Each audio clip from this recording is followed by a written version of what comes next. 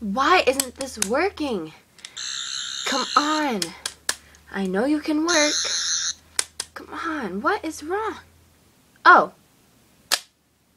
Here we go. That's better. Yes, I got a new toy. 5 points if you know what it is. It's a sonic screwdriver. I was carrying it around school the other day and people are like, what does it do? And I'm like, well, technically it's supposed to do everything. They're like, so, and I'm like, it does this, and it does this. They're like, that's cool. And I'm like, you just don't understand. I also got this new t-shirt.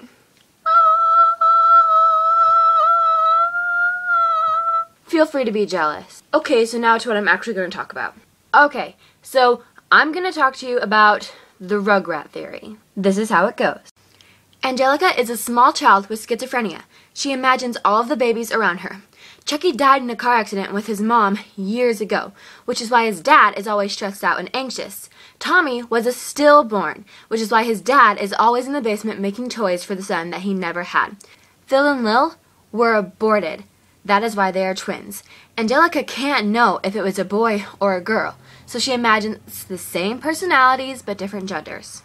Dill is a real and true life child, and when Angelica realizes that she can't control him like she can control the rest of the children in her brain, she starts beating on him and screaming and just wanting him to go away like the other children do when she gets angry at them. And Stu comes and tries to save him, but it's too late, and he gets a brain hemorrhage, which is why in All Grown Up, the later show, he's weird and nobody really likes him. When Chaz goes over to Paris, he meets a French prostitute who is only really in it for his money, which is who the lady he is going to marry is. And then he meets Kimmy's mom, who is also a French prostitute who had problems with narcotics and drugs, so she got her only child, Kimmy, taken away from her. But she has told so many stories of Kimmy, Angelica can picture her perfectly fine. Now, Angelica's mom died of a heroin overdose when she was just a little child. Her dad, unfortunately, remarried a gold digger, which is why Angelica idolizes her doll, Cynthia, and pictures her as her mom. And now this, I have no idea if it's true, but I know it's part of the theory. Susie, Angelica's only real-life friend, was actually her friend and was not a creation of her imagination.